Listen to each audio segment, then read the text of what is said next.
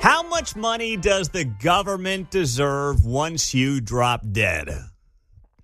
Happy Friday. Maybe that's an awkward transition, but glad you're here on KCMO Talk Radio. Beautiful weekend ahead. The cool-off is going to continue. So this went viral on social media yesterday from this guy. I admit I don't know, but he has a massive following, hundreds of thousands of followers. His name is Louis Goodall. And I just stumbled upon the algorithm fed me his video where he is going off on the idea of you being able to pass on money, your money that you have earned, to your own children. He's having none of it. This racked up 10 million views yesterday on social media. And he got a lot of support for this absolutely insane, ridiculous, incredibly unfair idea that somehow the government deserves all of your inheritance to level the playing field. Take a listen to what Louis Goodall had to say, and then we'll get to you and more thoughts at 913-408-7957. What we've got at the moment is an aristocracy of wealth in this country. It's also true of the United States as well. All right, hold on one sec. As if the take's not bad enough, you get the douche accent to go along with it. Well, it's not even a refined British accent. It's ridiculous. It's like, I could tell he's not, even in England, he's not going to be regarded as the brightest person in the room. Here we go. So what I would do, and I wouldn't be opposed to, by the way, I wouldn't be opposed to 100% inheritance tax. Or maybe let's say 99%. You know, my rule might be that if you can put it in 2p bags, then you can hand it over. That's fine. 99, 95%. I'm being provocative, but you see what I mean. I would not be against a far higher rate of inheritance tax than we have at the moment, which is 40% above a certain threshold. I wouldn't be opposed to putting that to 50%, 60%, 70%. Why? Because I think the quid pro quo should be twofold. One, that helps fund public services, which actually helps level the playing field in achieving a true meritocracy. Two, it will help us reduce taxes on income. Because at the end of the day, I want to incentivize work. I want to incentivize productivity. I want to incentivize people to get up off their backsides and do more. You don't have a right to inherit. You should have a right to work while you're alive and keep more of your own money. That to me is more important, way more important, than your right to just inherit some money from mummy and daddy that you did nothing to earn. Mummy and daddy? Oh, my goodness gracious. It's unbearable. So that went viral yesterday from a guy named Louis Goodall. And it is the most offensive and ridiculous thing I've ever heard. So he's talking himself in a circle there. He goes, I want to incentivize people to work. I want to lower taxes. I want to do all these things. And the reason I want to do it is because I think it's good for society when people are out there working and they're hustling and they're, living their best life and being productive members of society. That's what I want to see. How many people do that? And how many of you are busting your butts right now? And you're grinding away because you actually want to have and leave a monetary legacy to your children and your children's children. Dave Ramsey has cited this Bible verse many times. Proverbs 13:22. A good man leaves an inheritance to his children's children, but the wealth of a sinner is stored up for the righteous. I've heard Dave Ramsey reference that verse many times on his show. It's a goal in life to leave an inheritance, right? If you believe that your legacy extends well beyond you, which obviously if you have children, you at least in part believe that. Regardless of what your faith is, you at least in part believe that to an extent. Then not that money defines it, not that the money that you're giving away is a defining quality of your legacy, but it can be part of it. It's a biblical belief for many as well.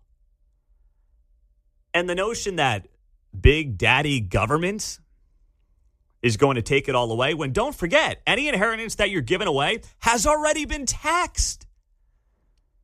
You paid income taxes on it. You paid sales taxes with that money. You paid taxes to every level of government with any money that you've saved up and any money that you've invested and any money that you've managed on your own behalf. And the idea that somehow the government is entitled to more of it, dare I say all of it, after you die to level the playing field, wow, that is awfully offensive. Look at that picture on their video thing, the video cap. It looks like John Oliver to me. Sounds about as bright as John, too.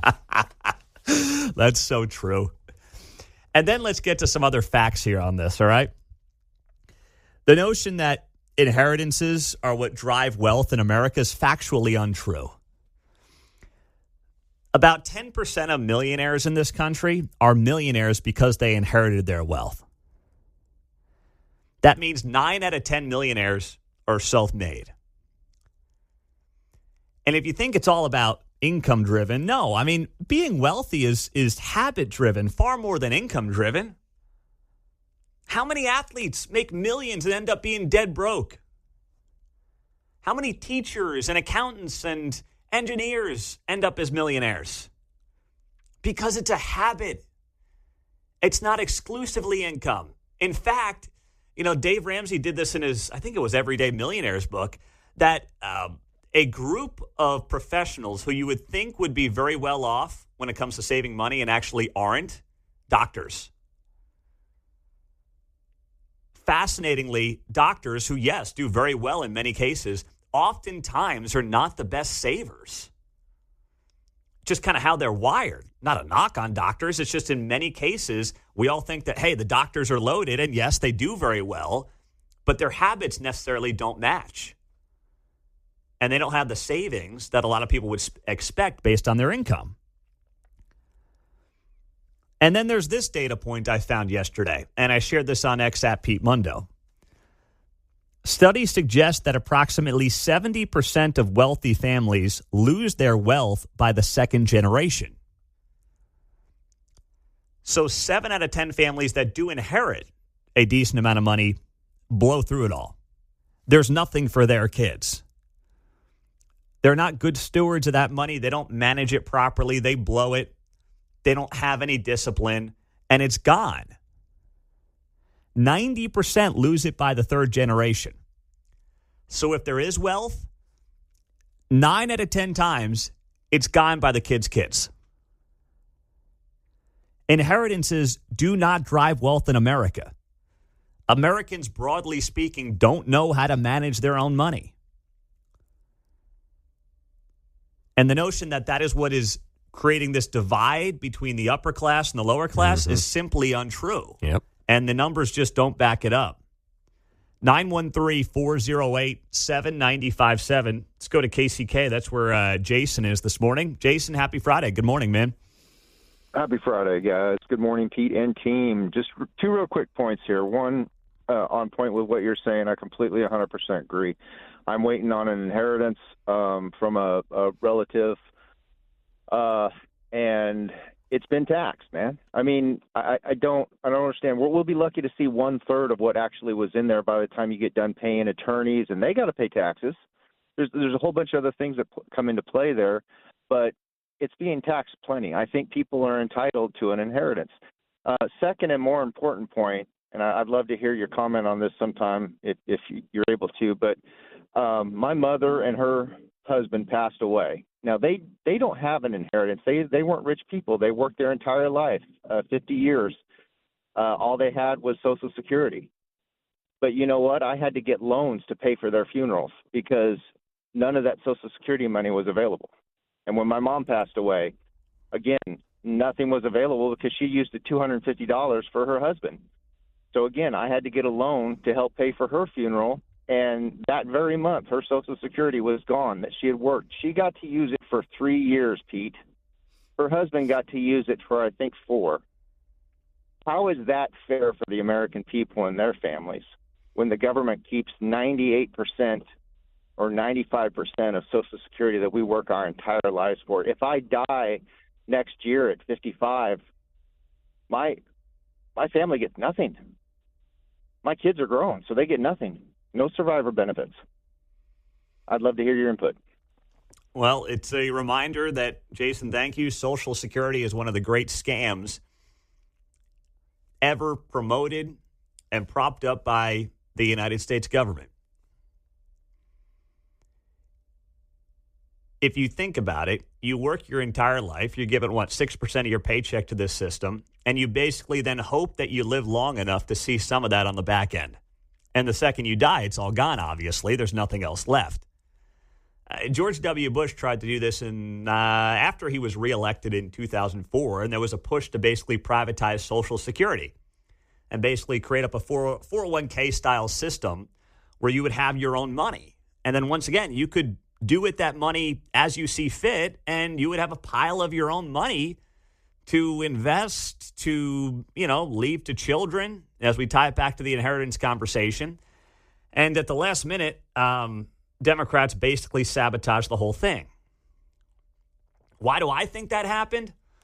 Well, suddenly, if you got a lot of people who have a lot of their own money, they don't feel like they need the political party that insists they'll take care of you anymore. They realized, I think, that suddenly it was a political loser for them, so they sabotaged the whole thing. So Social Security is not only a Ponzi scheme, it always has been, and it always will be. It will drive us towards further bankruptcy as a country, and it makes people think that they're getting their own money back on the back end. It makes people feel like they've got this safety net that's going to protect them. When the reality is, if they had a fund set up with their own money that they could track, like many people track a 401k, you would have so many more millionaires in America who would be able to do whatever the heck they want to do as they get older with their own money. Instead, we have this joke of a system that, you hope you live long enough to see some of that money on the back end. And to me, that's no way to live. Unforeseen future possibilities, I guess. I don't suppose when we created the system, which I don't think is a scam per se, but it is a game, in as much as you didn't foretell a declining birth rate and a high abortion rate in this country. So we're not replacing enough people to keep it going, if you will. Yeah, that's exactly right as well. Yes, that's part of the problem. And that's why, whatever you think about immigration, and I'm certainly no fan of illegal immigration, but we do need immigration because we're not having enough children. We do need it to keep things like Social Security churning and burning at the same rates that they're going because we're not producing our own people. Those are also facts. So you're right about that, John. But it is a sad state of affairs. There's no doubt about it. 913-408-7957. We'll keep this conversation going with you on this inheritance tax conversation. After this video goes viral, 10 million views from this Brit saying, you know what? Take it all. Take it all. You got to be kidding me. Pete Mundo on KCMO Talk Radio. 10 million views for this chump. My gosh. In case you missed it, here it is. Louis Goodall saying on his show that basically when it comes to an inheritance tax, screw it. Tax it all. Take it away. You don't deserve a dime.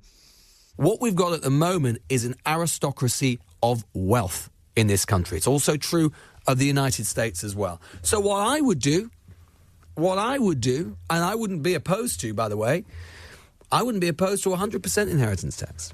Or maybe let's say 99%. My rule might be that if you can put it in 2p bags, then you can hand it over. That's fine. What a guy. 99, 95%. 99, 95, 95%. Give it to the government. They know what to do with your money better than you do. Hey, you've been taxed on that money your entire life. You saved a little bit. You can't you can't give it to your family. You give it back to daddy. All right? You give it back to the government. That's what you do. Daddy, you're my daddy. No, that's not how this works, okay? Your money, you do with it what you want. You have a legacy that's part monetary, and you pass it down to further generations, and you teach them how to be good stewards of this money. That's the responsible thing to do. Not give it back to the government so they can try to level out the playing field. How good of a job have they done on that in recent years? Come on now. Mike in Overland Park, you're on KCMO. Hello, Mike. Hey, thanks for having me on. Wanted to talk about a little bit of Social Security in your commentary earlier on. Is that okay? Yeah, go ahead, my man. So I want to clearly define things. I'm a financial professional. Okay, I'm at one of the weekend shows here. And the reality is Social Security is not an investment. And so I agree with everything that you said about how it could have been better and we could have done more on our own. But there's a couple of things to consider. First off, insurance, for example, that's not an investment. Social Security is more like on the insurance realm of things. You don't hope that you depend on it, but a lot of people do. I mean, 64% of people don't pay tax on Social Security because their income is so low that that's kind of most of their income in retirement. So, I mean, if you think about it a little bit differently, like we pay to support our fire departments, we pay to support our police departments, we're hoping that you don't need them, but if you do, that they're there. Social Security is not really an investment, and everyone's going to be disappointed if you think of it that way. It's really a security blanket for those that weren't prepared, and a lot of people never save for retirement. So it's really for them. It's not for us. So it's just a little different of a definition. But, yeah, I agree. It'd be nicer if we did other things. It'd be nicer if we structure it in a different way. Fact is, it wasn't. It was set up more as an insurance policy for a lot of people. Does that make sense? Yeah, absolutely. And you know what? That's why people got to check you out on Saturdays at 3 p.m., How to Retire on Time with Mike Decker, right? Thank you. Or by the book, yeah. Or by the book. On Amazon. How to Retire on Time on Amazon. You're right, Mike. Everything's got benefits and detriments. There's no such thing as a perfect investment product or strategy. And unless you define Social Security as it actually is, you're going to be disappointed every single time. That's the point. Love it. Mike Decker on KCMO. Good work, my man. Thanks for checking in with us. Hey, thanks for having me. Awesome. Mike Decker, good job on KCMO. Outstanding. Tammy and Shawnee, what's up, Tammy? Hey, good morning. You know, I'm just disturbed about the American attitude. Not everyone has this attitude, but many people seem to think that the government's job is to take care of them. That's not true. That is not true. I don't need the government to take care of me. I can take care of myself.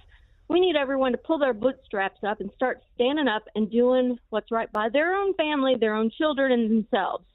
It is not my job to take care of you. That's how I feel as a taxpayer. I mean, I'm willing to take care of our veterans and our elderly and our people that are sick. But other than that, you're well-bodied. Get your butt to work and start saving for tomorrow. If they can't do that, I'll tell them the ant and a grasshopper story, and then maybe they'll remember the lesson there.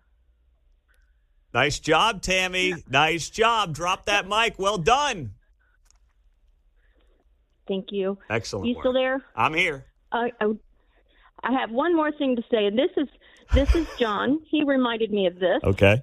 You know, we mustn't forget the quote from our President Kennedy when he said, "Ask not what the government, what my country can do for me, but ask what I can do for my country."